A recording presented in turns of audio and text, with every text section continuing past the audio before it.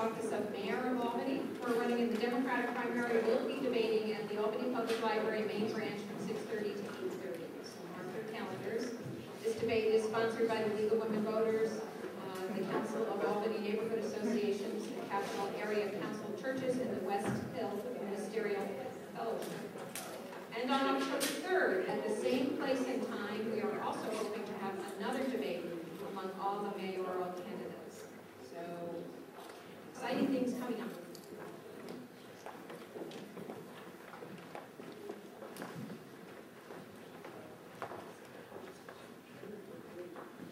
All right, our second debate is among those candidates running in the Democratic primary for the 11th ward.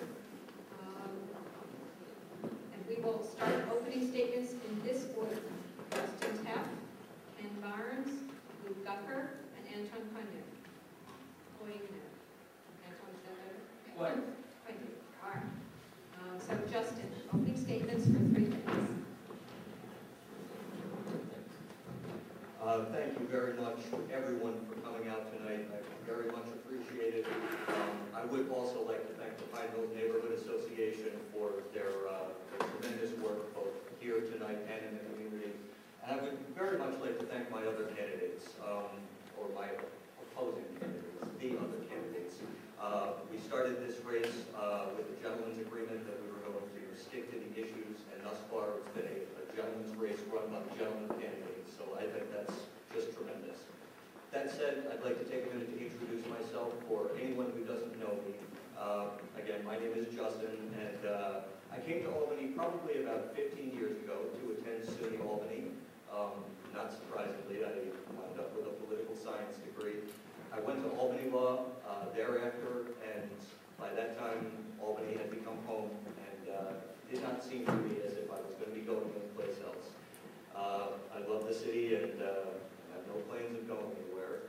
As I mentioned, I'm an attorney by trade. I represent injured workers in workers' comp proceedings. Generally speaking, I also do Social Security and disability law for people that are having difficulty making ends meet and such. I got involved in Albany local politics several years ago, and more or less have tried to work my way up through the system as best one can. I started as a block captain down near the Washington Park area where I used to live. I was promoted, or at some point was able to become a Democratic committee person, pardon me. Worked my way up to the deputy ward leader position, and have been the Democratic ward leader in the 11th ward for the past couple of years. And in that capacity, and in my capacity as an attorney, I've done my best to be as involved civically as possible. I do a good amount of pro bono legal work for neighborhood residents, and that is a door that is always open, and I hope to continue to do things like that, one way or the other, no matter how this turns out. I've sponsored community coffee hours at I'll call them senior buildings in our ward, but they're not really senior buildings, 45 Central and Benet Brit at 400 Hudson. I started with a couple of other friends, an organization called First Book Albany, and we raise money and give out free brand new books to kids in families that might not otherwise be able to afford them, or be able to afford to put together their own library. I wish to continue my civic involvement. I would like to get more involved by way of the Common Council, and I would like to continue to serve as well as possible the community of Albany. So I thank you all very much. Thank you very much. Mr. Barnes. Well, my name is Ken Barnes, a little older than I thought. You might know me as Captain Ken if you go to the Hannaford at the Central Ave, so you'll get to see me anytime you want me. I've lived in Albany for 47 years. I was born here. I've been in our ward for 28 years. I've owned 2 houses, one on Matilda Street, and I own my wife and I own our house on Manning Boulevard. You might recognize it for the Christmas and Halloween decorations. I've been involved forever with my kids were in school, I was always there as a chaperone. I was coach at Westland Hills Little League. I've been a Scoutmaster Troop 40 in Girl Scouts. I've been a committeeman off and on before. I've been a lifelong Democrat just about. I remember voting for Bobby Kennedy, so I got a little time in as a Democrat. Let's see. Like I say, I'm not a regular politician. This is my second try at it. I ran for common council and county legislator 2 years ago. I met a lot of people. People seemed to be very interested in what I was saying. And I figured it was the time to try it again, some of my ideas. Some of my ideas are, I think that I should only run 2 terms. I think we've got to get new blood always in there, keep people excited, motivated. Another problem we have in the city is we have absentee landlords, which we discussed earlier. Jim and we discussed. We've got to keep the city going positive. We also have a crime problem. We've got to get the kids involved so that they're not getting into trouble. As I say, Boy Scout, Girl Scout leader, but we also have to have programs after school. I know school budget can't afford stuff, but I'm sure we can get some people to volunteer to help with the kids. I'm not really going to tie up the whole time here for how much I think that's covered. Thank you very much. Mr. Gucker.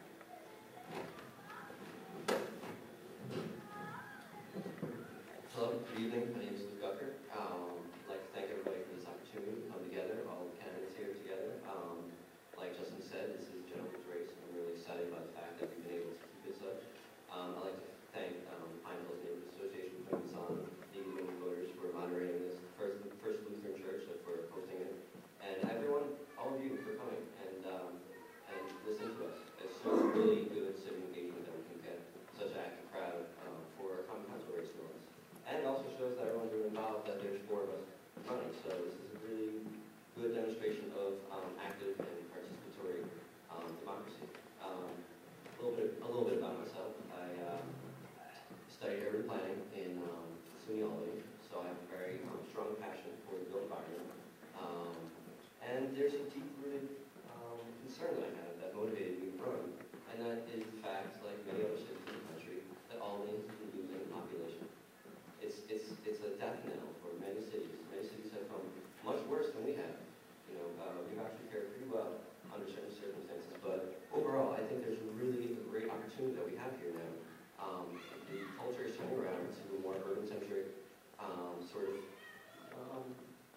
idea that people can live in the city and thrive in the city, and that's something that we really have to not just ride, but we have to find and take and enhance and work with and use creative, innovative ideas. I have a very strong sense of sustainability. I'm very concerned about what a city is and how it impacts the environment.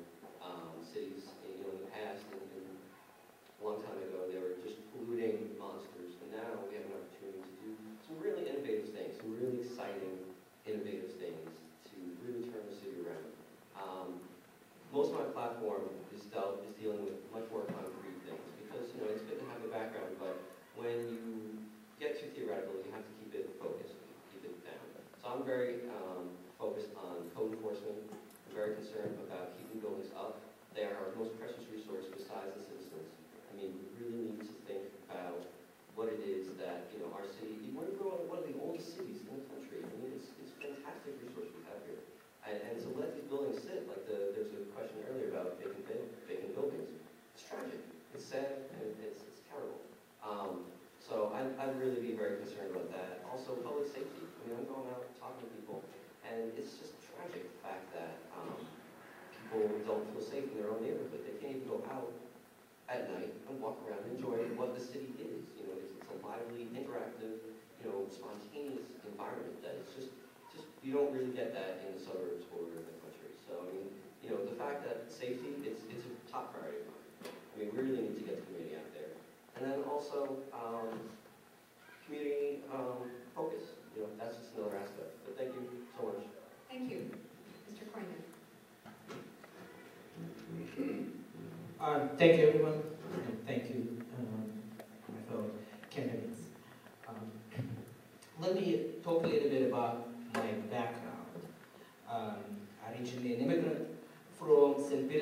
Russia, so pardon my accent. I came to the United States with my family to make my life and my family's life better. And that's what I have been continuing doing throughout my life here in the United States.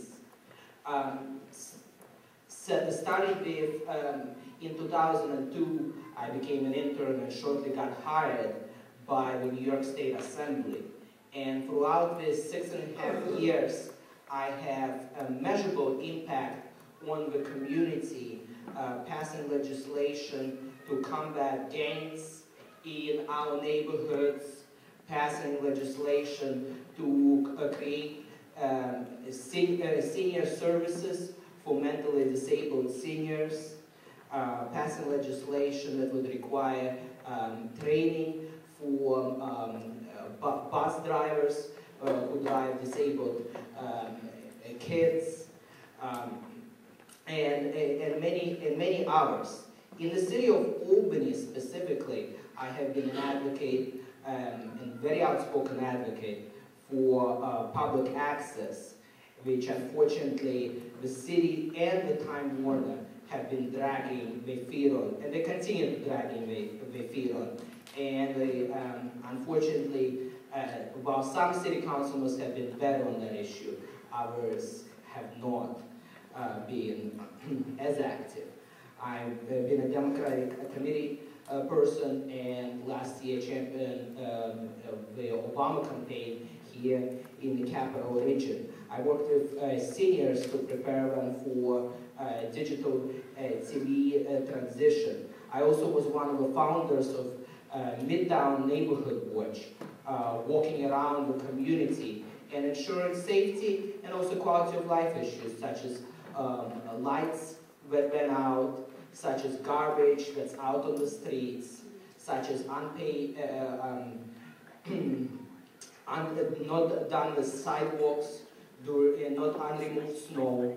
And thank you, by the way, Henry Madej, who helped us start that watch, and Sergeant Fred Alberti, who was mentioned earlier, and who now is retired, and Commander Dan Colano. I've been very closely working with Albany Police Department, and I'm looking forward to continuing advocating for programs for children. I did a letter to Times Union early on this year, and advocate for immigrant rights. I spoke many times I spoke before the City Council, so I do have a record, and I'm looking forward to implementing many proposals. Thank you, my Mr. positions outside. Thank you. All right, we're going to go into our question period. We'll start with Mr. Teff, and Mr. Barnes, then Mr. Gucker, then Mr. Konev, and rotate the order of questions. First question. The 11th Ward is a diverse area. What is your experience serving a diverse population, Mr. Teff?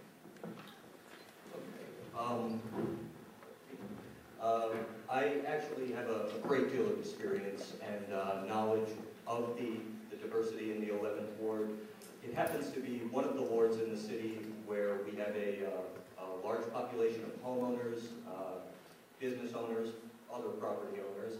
We have a large constituent of senior citizens. We also have a large constituent of students. As one of my friends, Ron Scott, likes to say, president of the Townland Neighborhood Association. In the 11th Ward, some of our neighborhoods run side to side, some of them run up and down. But that said, as the ward leader, I've been doing work with the seniors for many years now, whether it be pro bono legal work or just going to eat breakfast on Saturday mornings, which is one of my great joys. I have worked with the student population, and I do, of course, think that we need communication. We need. Oh, that went quick. Was that my timeout? Okay. So I think we need communication as between the students and the homeowners. I know Mr. Curtis himself has floated the idea of a liaison, so that students have a voice of expression and homeowners also have a similar voice of expression to work with the students to make it a better neighborhood. I've worked with the business owners, I've worked with property owners, whether it be on issues on the streets. So I think that I know the 11th Ward, I know the diverse constituency that we have extremely well, and I think that knowledge and the several years of working closely with the people in the 11th Ward will allow me to best serve the ward as the common council member and allow me to best serve that diverse constituency. Thank you. Thank you. Mr. Barnes, what is your experience serving a diverse population? Well, as I said, I've lived in our ward for 28 years. I've helped out campaigning for so many people. Mike Hall, Billy Carl, Paul O'Brien. So I've been around walking the ward many times over the years. I've, as a landowner, first of all, I know what it's like to be the problems we have in our ward. I'm also qualified as a little bit on the senior citizen side compared to my opponents here. So I understand that side.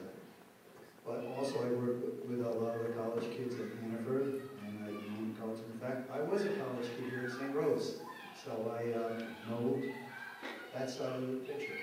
So I usually get along well with everyone, and I try to see everyone's side of the picture, try to look for a middle ground, try to have everyone see everyone's opinion, try to talk to them, let them see the other side of the opinion. The thing that we need to do here is just get along. The college kids are trying to get along. We have the neighborhood watch, which doesn't involve helping the kids, which Anton's a member of, Glen. We have quite a few people in our ward, our neighborhood association, which are involved in it. So I think we have a building a rapport with the college kids anyway, which we do need, as we've seen, 3 of our people here are from, two of them are college kids that came from out of the area and are living here. Even Dan too, and several other people. So I mean, it's a great way to build the city. We just have to reach out, focus among ourselves, look at the problems that we are different on, forget about them and see what we're agree on, and try to just keep working together. And I've tried to work together with people over the years, and I think I'm sure I'll continue to do it. I've always been considered a team player, so I'm looking forward to it. I got my time again short. Mr. Gucker, what is your experience serving a diverse population? My experience serving a diverse population is that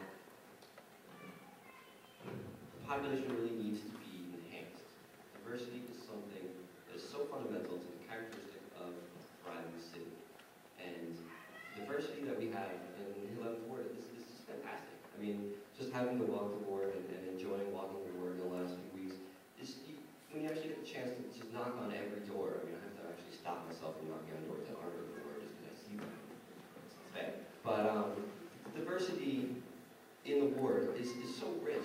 I mean, it's not even just socioeconomic, it's nationalistic, and there's just so many different languages spoke. I mean, there's a Middle Eastern population, there's a Russian population, B'nai B'rith, there's different strata of income.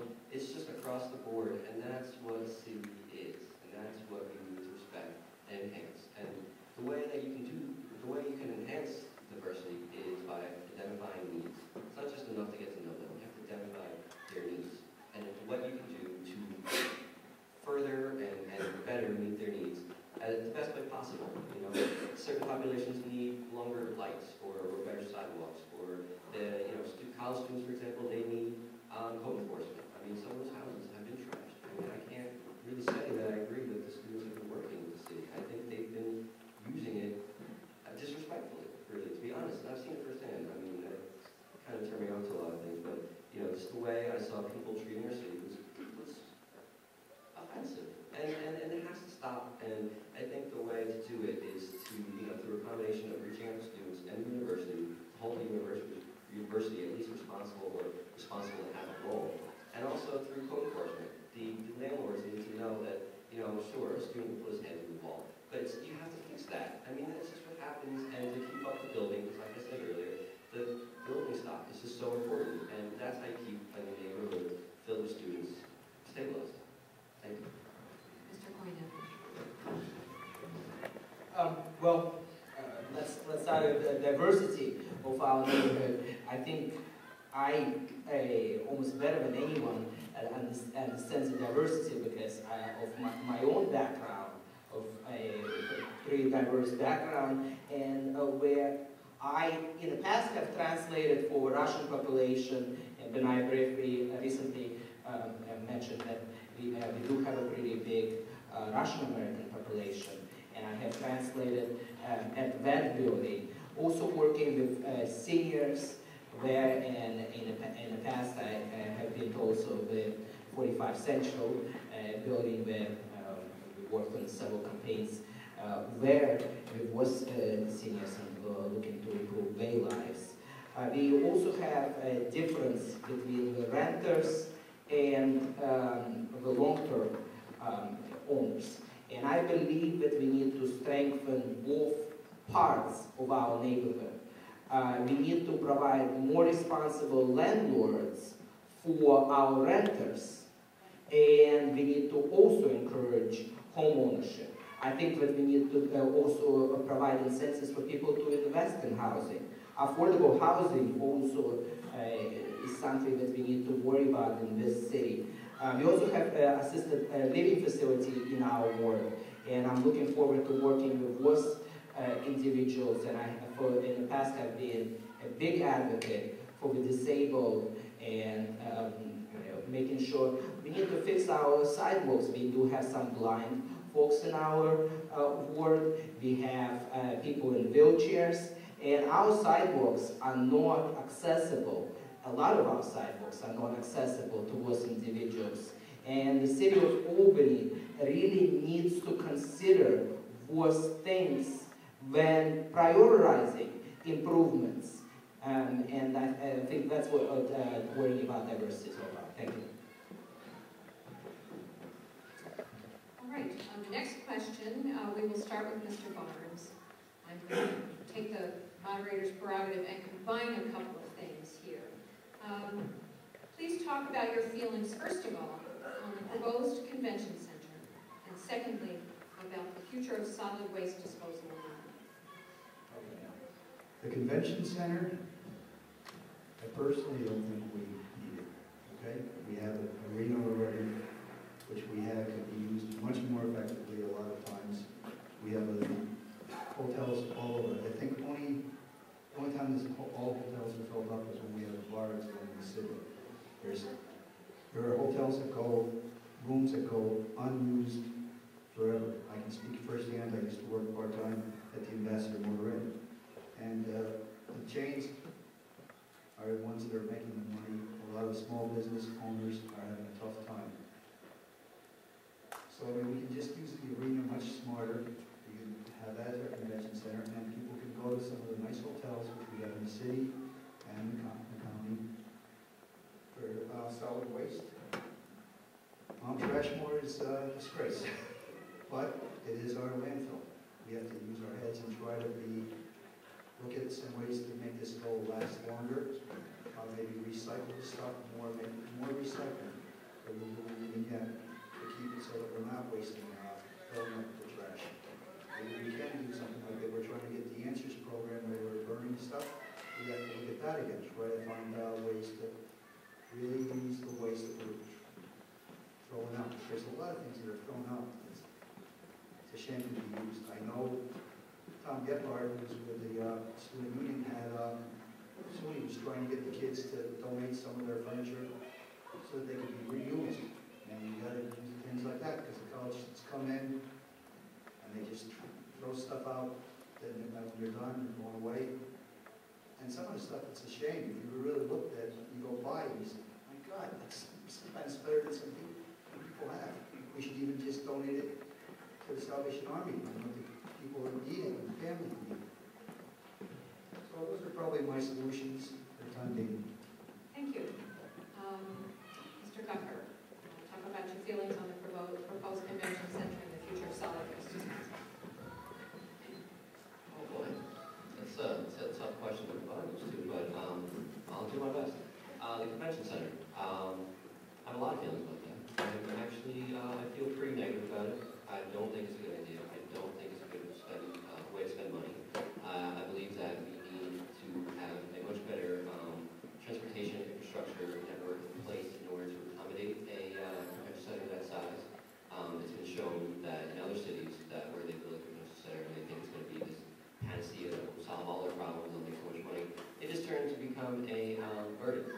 city. And the reason for that I'm able to find is the fact that they don't have the transportation to get as many people to that city as possible. They don't have enough railroad lines, they don't have enough flights in from other parts of the country to get people to those conventions. So until we until we earn the convention center, I don't think we should build them. If at some point in the future we were to be there, I would agree with my position, but at this point, actually not. Second, solid waste. Oh boy. The fact that we expanded the dump into the Pine Bush is essentially morally irreprehensible. I mean, really, to be honest, it's an outrageous thing. The fact that we need to throw our garbage somewhere, absolutely a fact. I totally agree. We need to put it somewhere. So the stopgap measure of expanding into the Pine Bush right now is some sort of compromise. But I mean, we really have to take a look at who's throwing garbage in our dump. I mean, we only make up 10% of the max of what goes in the dump. Where are all those other people coming from? Do they recycle? Are they separating the streams so that there's recyclables and there's actual garbage? Are they doing all the remediation that they can? Can they take care of the Pine Bush? Can they prevent the fact that orange leachate is seeping out of it into our environment and going down the river and into the Hudson? I mean, there's so many environmental issues with the Pine Bush that I'm discouraged. But recycling is the answer.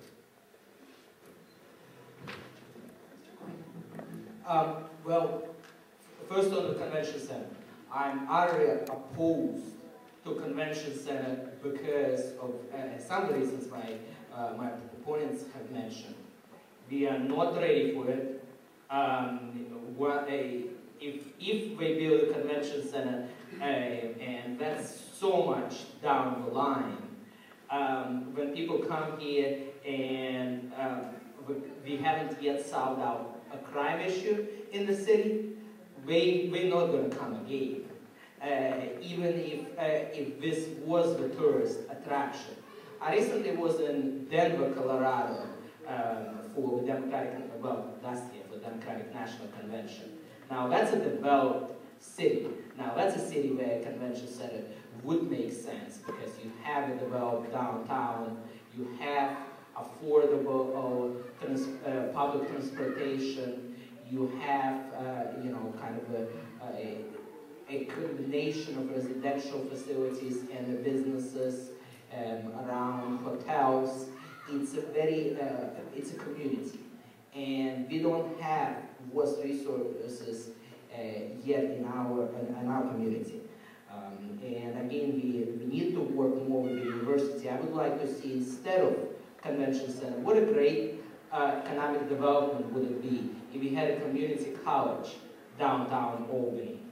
And now that would bring a lot of students there who would spend the money. That would be great economic development, but and that would be continuous economic development, because with students are not it's not going to be just a convention season that it's nice. It's going to be throughout the winter and everything. And currently, a lot of community college students have to travel for free, for some of them for 3 hours of public transportation. Thank you. Mr. Teff, Convention Center and Solid Waste. Well, I tend to agree with, I think, what Luke was intimating, the fact that these each could be 5-minute questions. But that said, I'll do my best. The landfill and the solid waste disposal problem obviously is something that we're going to have to deal with probably over the course of time. I do not like the expansion into the Pine Bush. I think whether it's the environmentally sensitive nature of the land, whether it's the Carter blue butterfly, that is a disaster. But that said, I don't mean to sound like Barack Obama here, but what we need to do so that taxpayers in the city do not get slammed is to, over the course of the next several years, reduce our dependence upon foreign garbage. Sorry about the expression. But if we, I understand the fact that if we cut 90% of that money in one fell swoop, the taxpayers are going to get creamed, and that is not something that we want. But if we were to take the next 10 years and slowly reduce the income from foreign garbage, influx of foreign garbage and the income that we, if we were to slowly do that and combine it with a very aggressive recycling program and a very aggressive reuse and green technology program together over the course of time, as opposed to expanding this thing every 5-10 years, that I think would get us into a position where we could actually do something about the solid waste problem without burdening the taxpayer severely, especially if we reduce the foreign garbage input over the course of time. That said, on the convention center, I do not now support the convention center, although I will say I do act as pro bono counsel for a neighborhood group seeking a community benefits agreement. That said, I would be inclined to take a look at the project as designed, if it were guaranteed to include not only a very solid project labor agreement, but also a very solid community benefits agreement. If you look through the course of history, particularly downstate, New York City, Long Island, we really should not have combined those questions, but that's okay. All right.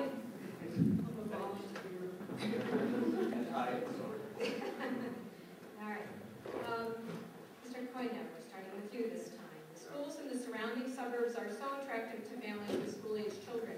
What role can the Common Council play to keep families in the city and give their children a top-notch public education? If I could, just 2 seconds on the South Base, I'm sorry, there was kind of questions were combined. With the two solutions are improved recycling, and we have a harbor recycling within the city. And second, energy. One of the reasons that 15-year bond was approved is that they said that we could harvest energy of that dump. However, there is no current plan to do so. So how are we going to start getting that if we're not planning? As far as the schools, I think that the city of Albany really needs to stop the blame game.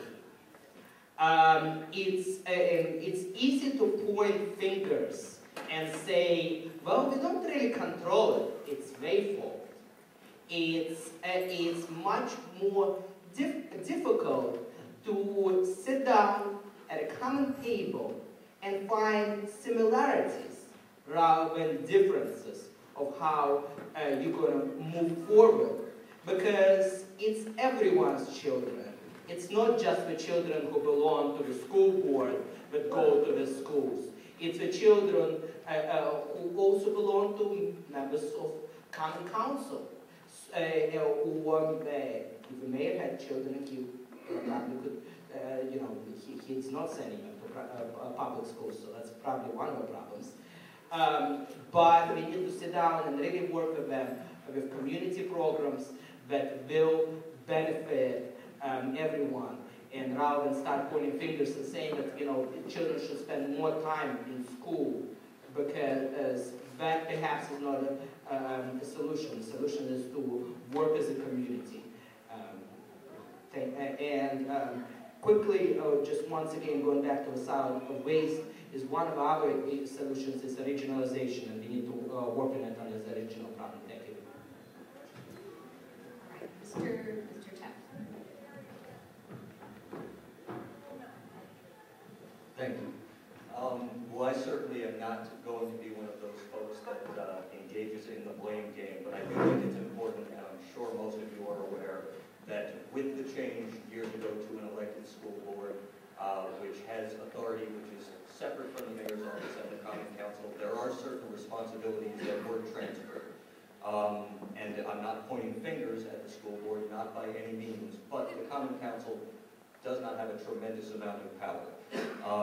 That said, I think we need to stop, and I apologize greatly if anyone is offended or thinks otherwise, but we need to stop this incredible influx of charter schools in Albany. The bottom line for our schools is they need money, they need the funding, and for every charter school that we build in this city, we're taking taxpayer dollars away from the public school system. We're taking teachers out of the classrooms. We're taking activities away from the students. And we're forcing the school district to do more with a budget that is less. And that is not a reasonable proposition, even to ask the school board to accomplish.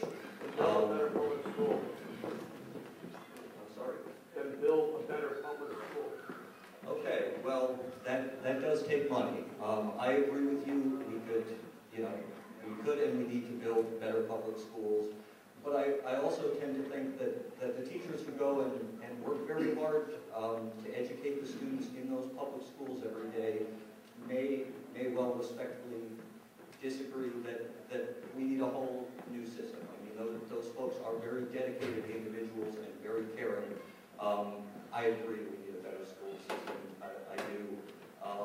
But I know that, even as Leah was talking about, some of that is going to need to come through grant money. Some of it is going to need to come through federal and state money that we can use to either bolster activities, to give teachers incentives to come into the city and to teach here and to spend their career here. And I think anything the county council can do to facilitate that.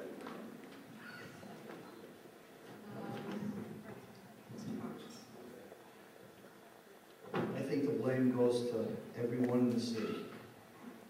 It's our city, our school district. If we don't take part, go to meetings, vote for people that are concerned, are going to do what we think should be done for what we want, it's our fault, first of all. Second of all, as a parent, having had 3 kids in school, I was involved in the school. I did, as I say, chaperone.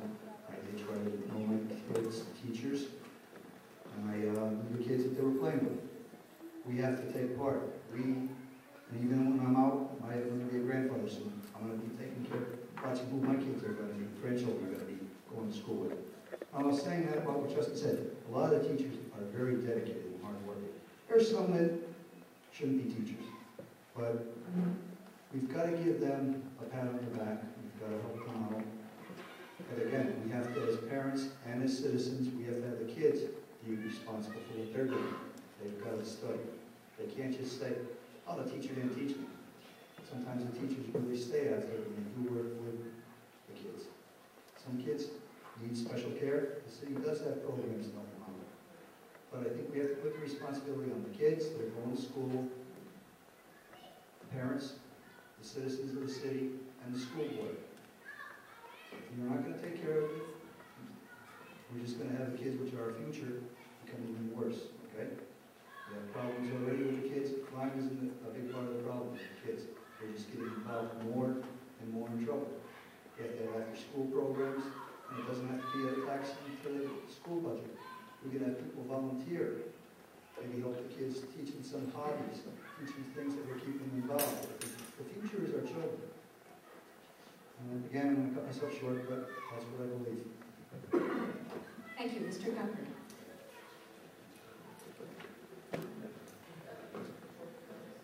I believe that education does not end when school bell rings. I think that is one of the most important things to really address. I mean, the school system itself has had some trouble, absolutely. But the fact, the view that, when a child leaves school, they're just off on their own, and it's up to their parents to deal with them. It's just not really quite accurate anymore. It used to be maybe, a while ago. But I think there's a lot of interconnected problems here that all play together. I think crime and boredom after school or lack of services after school are related. And so I feel that, to enhance the school program, you have to look to after-school programs. You have to look for ways to keep kids engaged, keep them engaged during the summer, provide job training, marketable skills. Anything that will provide them with the opportunity that public education, rightfully so, provides. The ability to rise and succeed. That's what public education is about. On the issue of charter schools, I have a very serious problem with them because most of them, or all of them, do not accommodate special needs children. That's something I feel is really unfair. They're taking money from the public school system and creaming, the best students out to educate them and to boost their stats, and then leaving the public education to deal with people that need special needs. And I know for a fact that is unfair. I mean, that's just absolutely outrageous. And so we need to really look at schools as a whole and how they interact with the city to understand really the best way to approach the problem. I think actually I got skipped on the mind if I start this next question? All right. Okay. Sorry.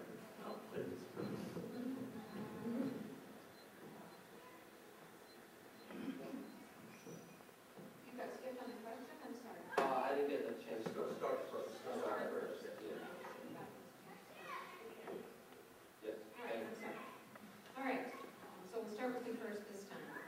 How would you priority of life issues pertaining to pedestrian and bicycle activity? I've gotten a lot of questions up here about bicycle safety, homeless children, rampant jaywalking. How would you address the enforcement?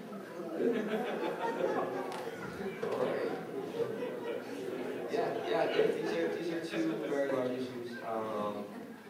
Well, I am very, very serious about universal design is really how I'll phrase it, because that accommodates everybody. It accommodates pedestrians, accommodates bikes, which I want to make a point to note that DOT defines traffic as vehicles, and that includes bicycles. So by every right, a bicyclist is allowed to be on the road. It should be on the road. It shouldn't be on sidewalks. Sidewalks are for pedestrians. Sidewalks are for people with carts and babies and strollers and canes, and all the pedestrians. And that's what universal design is really all about. It's addressing the needs of everybody so that everybody can get around. I am a strong proponent of bike lanes. I think they just make sense. It's part of a sustainable city. It's part of where cities are going. And to drag your feet on that is awful. And pedestrians need to have the space. A lively pedestrian streetscape is proven across the country to really improve quality of life. I mean, if people feel safe to go out at night and walk around, which comes back to public safety, we really have to take a look at public safety in order to allow people to feel comfortable going at night, and they'll patronize businesses, and people will succeed. It's just, they're all wrapped together again. And the bike master plan was asked earlier of Leah and Jimmy, and I really question, I'm really excited about it. It's something that I attended and I'm getting really psyched about. But the fact that they're looking at 20 years to do this, and the fact that they didn't look at safe routes to school. Children getting to school on bikes, it's just sense. It's just common sense. It's just something that people have to look at, and it's something that schools have to initiate on their own. But, really the city should be working with the schools to really fill out and work with DOT to figure out how to get these routes and how to really look at the streets and how to make them safe.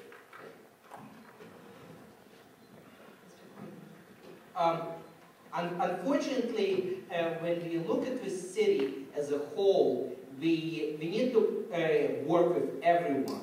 So again, I agree with Mr. Gucker about working with schools and biking to schools.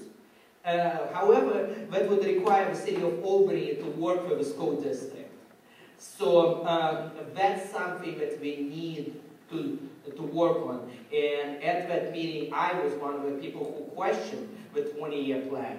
Why 20 years? In 20 years, I will be 46 years old, and I hope I will still be biking. But that's something that needs to be improved now. Also, our sidewalks need to be improved. Again, I mentioned earlier that our city is horrible about fixing the sidewalks, therefore making it very difficult for the blind and people in wheelchairs to get around our city. Also, we need working pedestrian crossings. We really don't have them in our city, and that's part of a master plan that we need to work as a community to develop this master plan. And I credit the City Council with working on this comprehensive planning commission, comprehensive planning plan. That's something that we need to all consider, all these issues, to make our city better and to bring all people, school district, the city of Albany, everyone together to make our city better. Thank you. Mr. Teff. Sorry about this. Could you repeat the question? Sure. How would you prioritize quality of life issues pertaining to pedestrian and bicycle activity and bicycle safety area, homeless children, jaywalking, etc. Okay. Well, as a general proposition, pardon me, whether it's applicable to pedestrians, bicyclists, homeowners, as I've said, and as is on my literature, I think public safety and quality of life issues are intertwined, and I think they start from the sidewalk up. I think every crack in the sidewalk, as a very popular sociological study indicates, every broken window in a neighborhood is the first step towards the deterioration of that neighborhood. So in terms of priority, I think those issues, almost a broken windows type of approach, need to be dealt with. They need to be dealt with quickly and efficiently, one at a time is the only way those problems are going to get solved. And I think that if we keep our neighborhoods clean, if we keep them safe, then people will respect them more.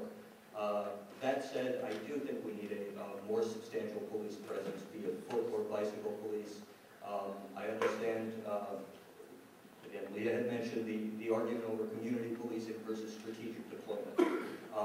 And I do believe in community policing, but I also know that you can't necessarily force the entire police force to walk around in the dead of an Albany winter. I don't have children, but I wouldn't want my son or daughter, if they were police, having to walk that beat. So there's going to have to be a good combination of both. As for the rampant jaywalking problem, unless we're going to start enforcing a Giuliani-style crackdown in this city, I don't think it's great that adults do it. I think it's disrespectful, but I think kids are going to be kids. I don't love waiting an extra few seconds at the light when kids are walking in front of my car, but the alternative is to run them down, and that doesn't seem like a very wise proposition to me.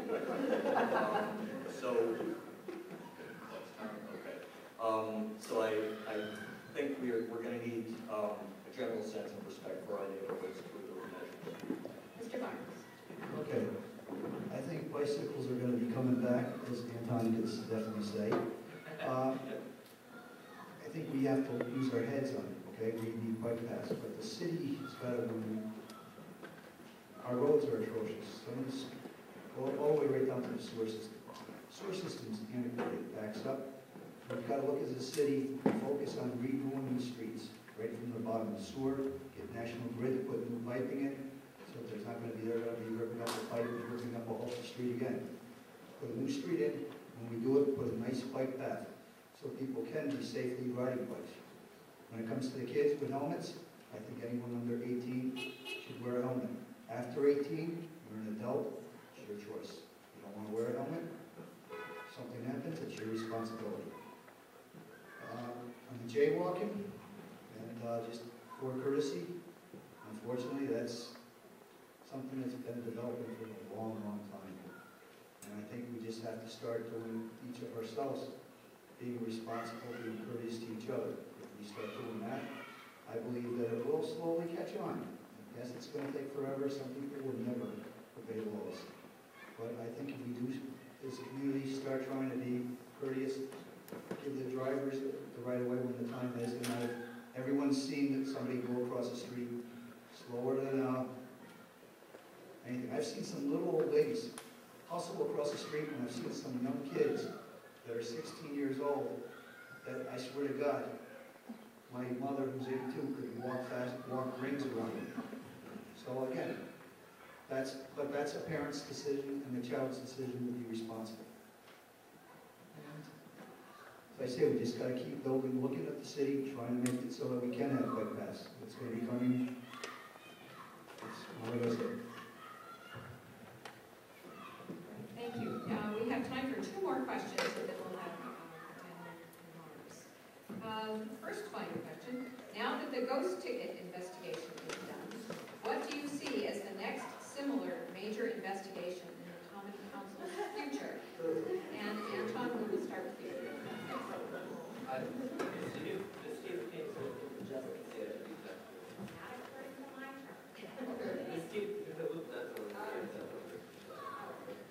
Start with Jeff, and then we'll go.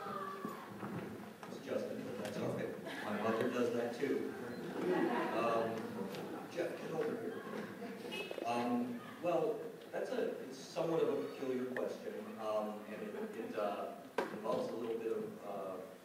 foresight precedes that I don't think I have. My first instinct is to answer the question and say, I hope none. I really hope something like that does not come up again, requiring what effectively is a use of taxpayer money for an investigation, for a large procedure. And I'm sure you probably all saw the editorial in the Times-Union. You know, in terms of this problem, we're going to need some more responsibility. As a general proposition, we need more open, more transparent, more responsible and more efficient government in Albany, be it from the mayor's office, the treasurer's office, all the way down to the newest common council member, whoever that may happen to be.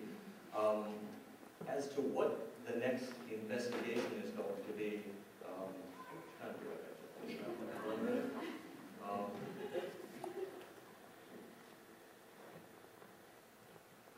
I don't know. I think we could start looking into the landfill problem and why that keeps getting dragged out, as opposed to why we don't all just stand up and say, let's start down a path for a proactive and not a reactive solution. I don't think I have anything more to say on that. Thanks, Mr. Barnes. Well, as Justin said, I hope we don't have another issue that there's a problem. But if there is, we'll have to address it. Hopefully it's nothing, it's really a major problem. But if it is, we have to look at who's at fault and correct the problem. That's the whole thing. We have to just look and see the department manager, who's always the biggest part of our problem, is looking for a problem before they exist. Try to solve that problem. I think that is what this town council will have to do. Look and try to see where something might be developing. How can we correct the problem before it becomes a major problem? Also, we've just got to be more ethical. I'd like to think everyone is. I think all four of us are nice guys. As Justin said, we've made a gentleman's agreement to be to the facts, get along, and hopefully the whole town council can do the same thing. If I'm elected, that's one of the first things I'm going to say to my fellow members and the future president. I can't think, as I say, I hope there is no other problems. Mr. Gucker. Could you repeat the question? Yes. Now that the ghost ticket investigation is done, what do you see as the next similar major investigation in the common council's future?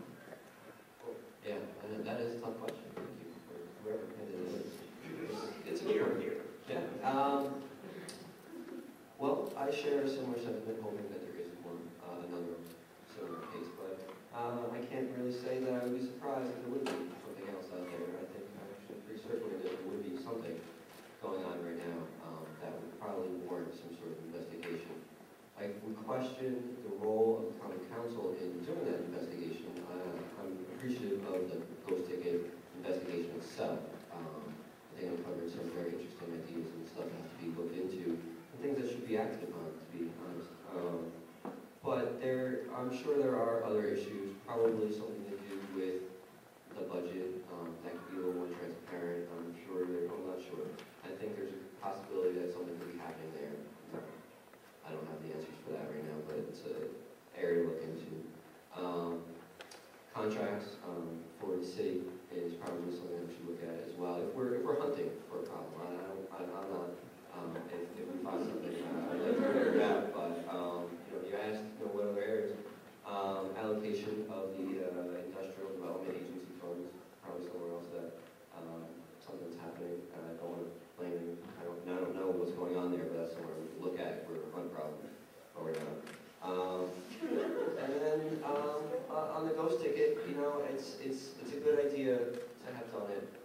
But again, I'm cautious about using council time that's supposed to be for lawmaking and legislating and democracy in action to really be the judge and jury of corruption. I feel there are other offices that probably do better, have the resources, have the personnel better to do this. I mean, you can kind of tell that it was a off-the-cuff kind of procedure that they didn't really even know where they're going, and half the council got dragged along with it. But it uncovered something valuable, so I'm glad it happened. Thank you. Mr. Konev. Well, there are some issues that have been uncovered by the Times Union that I'd like the council to perhaps look into, such as the perks that these developers get who use campaign funds to get favors for themselves. That's one. Second issue that hasn't been looked at, quite a few years ago, Albany Fire Department had a lawsuit against them for unfair hiring practices and the lack of diversity among that department. That issue has been hushed for since a decision by the judge came that something needs to be done about it, and yet here we are quite a few years later when nothing has been done to improve the city diversity planning and diversity hiring issues.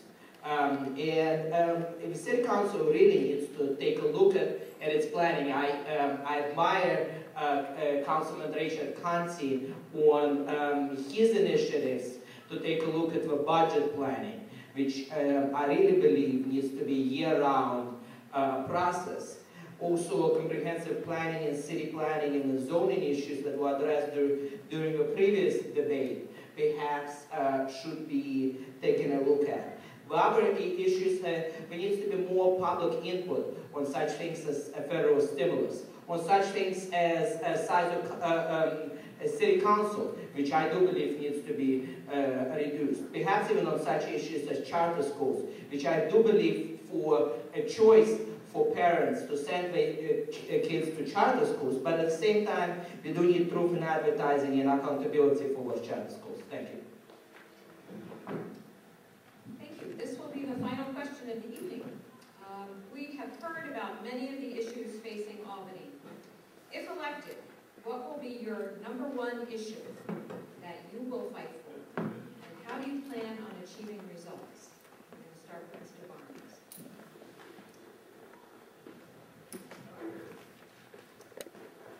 I think one of my first points are going to be is give code enforcement teeth. Give them laws that they'll be able to enforce with the absentee landlords. The city has a lot of absentee landlords.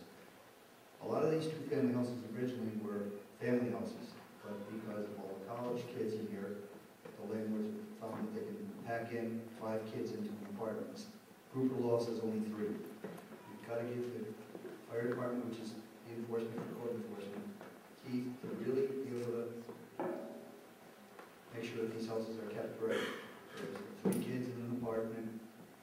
We also have to have the houses maintained so these kids are going to be responsible.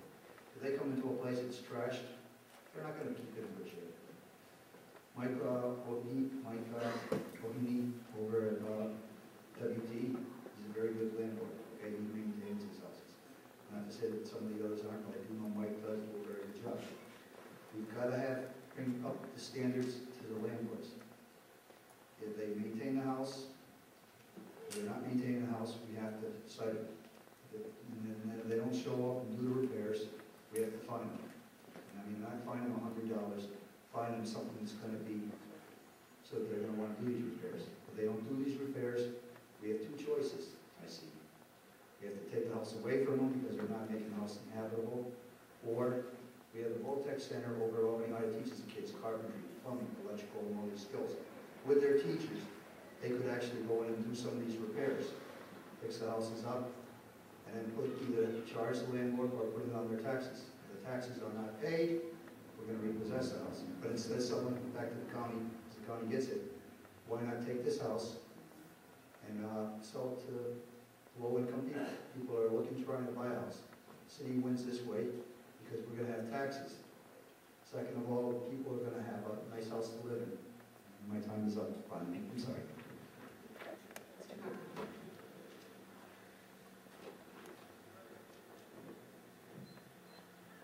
As I said in my opening remarks, the underlying issue for me is attracting people to the city.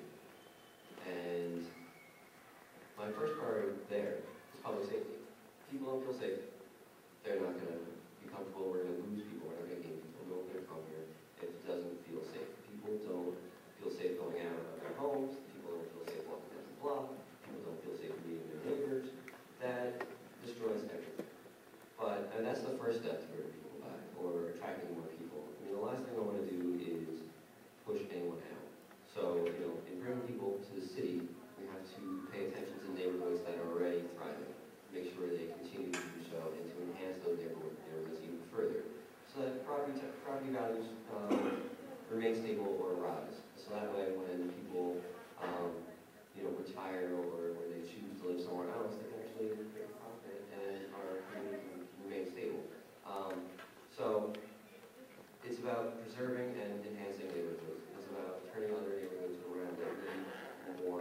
they need more attention.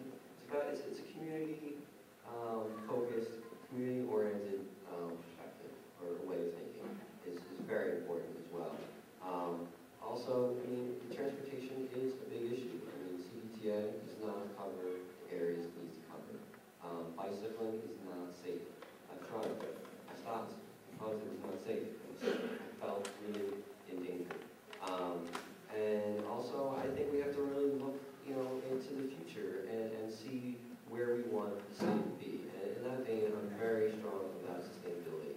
We have to really look at, infrastructure issues about flooding. On Elberon Place, there's always massive flooding there, and that's due to a number of factors, especially being old infrastructure and an absorbent amount of runoff. And there's really simple, low-tech ways that we can combat that.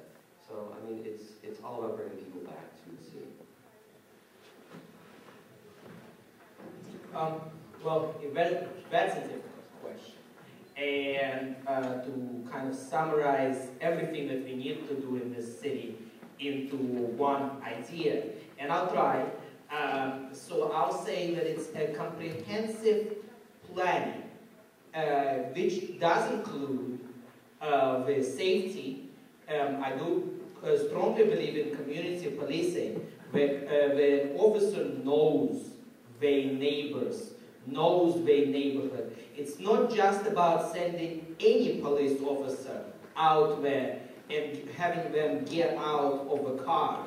It's about specific officers who know the neighbors, who the neighbors are comfortable with, so they're going to report the crimes. It's about police officers who are going to speak with people when they're called in a situation.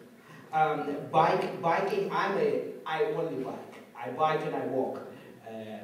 And that's a big issue. Enforcing code is one of the issues, and one of the things here is that I believe it needs to be shared responsibility between the owner of the building and the occupant of the building. And I think that could, with some of the issues such as garbage disposal, could solve some of those problems, because often when landlords get those bills, they don't care. And the occupants don't care either, because they're going to continue doing what they're doing. And then also we need to change the way our government works. We need to ensure that while we're doing this comprehensive planning, there's an accurate feedback, that people could come and question the council members. People could have a feedback, that we have public access TV so people could listen to this process if they can't come and give this feedback. And finally, we need to cut down the size of common council so that this planning could be done in an efficient manner. Mr. Teff.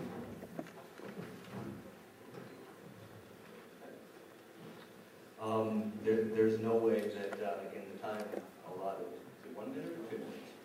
2 minutes. 2 minutes. Okay. Okay. There's not going to be time to indicate all of the things that I would like to do on the Common Council in 2 minutes, so I'm going to focus on one. One of the things that I would like to work at is to redefine the way we look at the vacant building problem in Albany, hopefully through some of the local laws, hopefully through community involvement. And I think we're going to need a more comprehensive, more community-based approach that starts with identification of the properties, moves on to incentives for speculators and absentee landlords to turn them over, and finally, the city needs to encourage positive redevelopment. And I don't mean necessarily Park South, Hilo versus New London type of redevelopment. I mean positive owner-occupied development. In terms of identification, it probably comes as no surprise to anyone here that Historic Albany and the project that they did with the University at Albany in identifying the vacant buildings and structures and cataloging them, really they took the lead as far as this goes. I'm not going to be able to cite an exact figure, but I think there was something, 200 and some buildings on our vacant registry before they got to work. They identified 800, 850, and now magically we have 850 on our vacant buildings registry. I think we need to encourage groups like that. I think we need to give them assistance, whether it be financial, strategic, political, or otherwise in making those identifications. I think we need to rework the city's vacant building registry law, because I don't think it's reasonable to assume that anyone who's abandoning a property that they deem worthless is going to pay $250 to catalog it, much less $500 the second year, $1,000 the third, $1,500 the fourth, and $2,000 the fifth, which is a cumulative assessment that seems to me after about 5 years is okay. So I would like to do my best to redefine the building problem in all. Thank you very much. We are now launching into closing statements. I will tell the candidates that there were many questions, good ones, that we didn't get to on gun violence, the use of technology in the city, homelessness, flooding, Time Warner Cable, the dead landfill tax, among others. Should you choose to address any of them in your closing statements, please feel free. The closing statements are 3 minutes long, and we'll start with Mr. Freeman.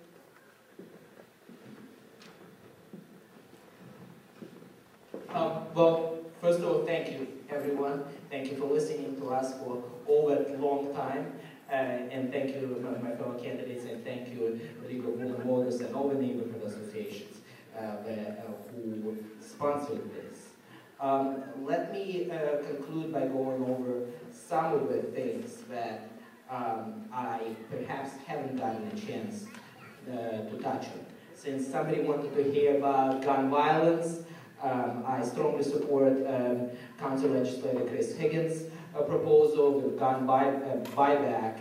And I also think that we need to, in generally, fighting crime is partially by putting preventive measures such as community police officers and preventing crime rather than just responding to crime.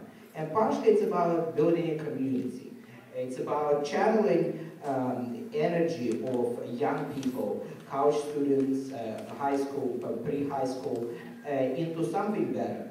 We do need more arts, music, sports, computer programs, affordable ways for people to channel their energy so they don't join gangs, so they don't pick up a gun and start shooting people. That's what this is about. Unfortunately, it's easy to say that, well, it's a parent's fault, and it's easy to blame someone else. But I think really in our city, we have a lot of these teenagers who really need our help. And it's not going to happen automatically. And you can't, in many situations, you can't expect the parents to do better, because the parents don't know any better in some cases. Or they only have one parent. The city really needs to step up and do more. Also, in our neighborhood, we need to have University of Albany take a much more active role. A few years ago, when University of Albany had its permanent president who passed away, and now we have a new permanent president, I had a meeting with Dr. Ray Bromley about developing and about how much does the university really invest. And I got an answer: the university doesn't really invest in our neighborhoods, and that this Midtown development plan is really not sufficient enough for us. Finally, I'd like to see city hiring practices to be changed to develop a professional, much more professional environment, diverse environment and professional, so the best people get hired rather than just friends of friends. Thank you very much. Thank you. Mr. Gucker.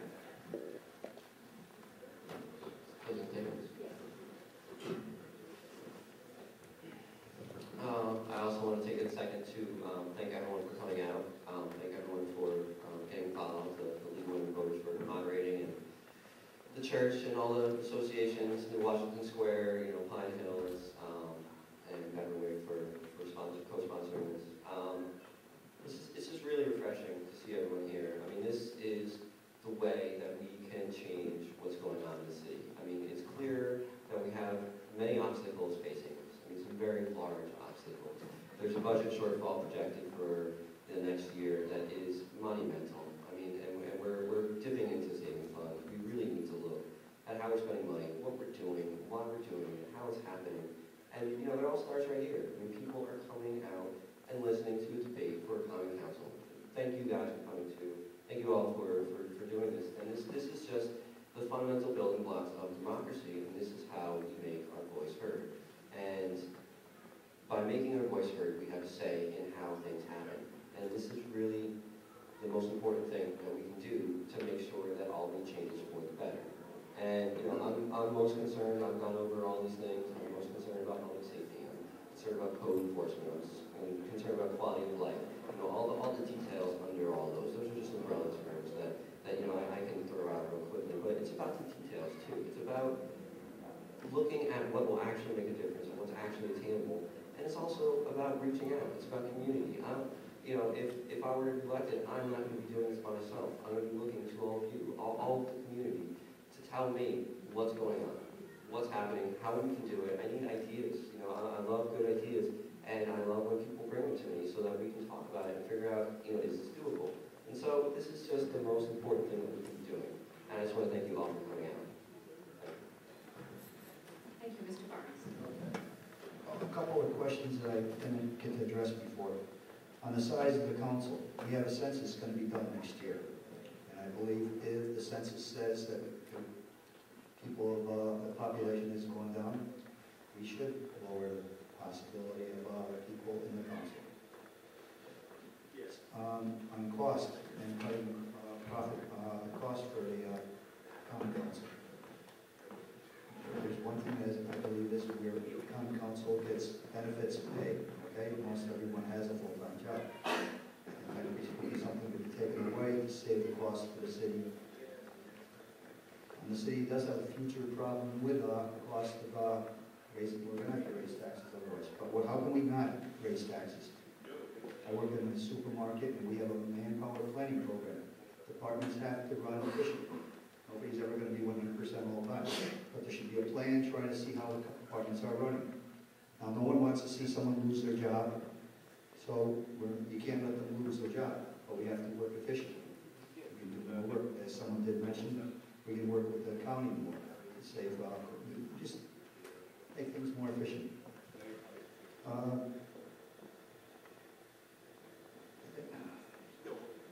Raising taxes. I think we've got to try to not raise taxes. What we've got to try to do is how can we save money? We have the people that work for the city. Ask them, what do you think we can save money? They have a lot of ideas. If they can come up with an idea, we can actually save money for the city. Also, as Luke said, you all have ideas. As whoever's elected, you should be talking to whichever one of us telling us your ideas. So we can be telling it to the council. So we can be talking to the mayor and try to correct these problems. You have to work smart. The city's like our house. We want to do 50 million things, but you can't afford to do it right now. So what do? You've got to do priorities. You've got to focus on what's the most important priority. But you do have to plan on trying to solve these problems. Police, we have the violence, police problems. I think the police do a very good job personally, and the fire department. Is there problems? Yes. We've got to just work with them too. We've got to share our ideas. We see something wrong, it's our responsibility to say to the chief, call up. And he is receptive. Because I've spoken to him and I've spoken to the chief Renzi. So the only other thing I was going to say is I have been active in the community. I forgot one other thing I've done is I'm the president of the Beverly Neighborhood Association, so I've been taking part in the community on other things. And I forgot to mention that I did win the volunteer, the Kiwanis Volunteer of the Year award one year. So I have been always involved in the community, and I thank you. I think it's Luke's time. Where's it, Jeff? Mr. Teff. I just appreciate you not saying that you were going to hold my youth and inexperience against I love being the guy literally standing between everyone and dinner and American Idol, so I'm going to keep this very, very brief. I would also like to thank all of you so much for coming out. I'd like to thank the League of Women Voters and all of the other candidates who, again, have made this an enjoyable political race. Actually enjoyable to run, to discuss the issues, to meet people, to hash things out with other candidates. That said, I'm going to take about 1 minute to answer what I think was one question that we didn't get, which I think is important, and that's what is the essence of the Common Council member's job? I think it's twofold. I think the Common Council member has a responsibility to represent his or her ward and be concerned about those issues. I think there needs to be a balance struck between that form of representation and the form that looks out for the entire city and the interest of the entire city. I know going into this that they are not always going to align perfectly, that there are going to have to be priorities, but I think the essence of the Common Council member's job is to stay as close to the people as possible, to know them, to know their concerns. There were tons of questions we didn't get to address tonight. One of the things I'd like to close with is to say that if anyone wants to talk further about any of these issues, my telephone number is 331-8162. My email is justinteff@hotmail.com. You can't possibly forget it, and it's not jeff@hotmail.com. So I invite anyone to call me at any time with any question, any problem, legal, governmental, or otherwise.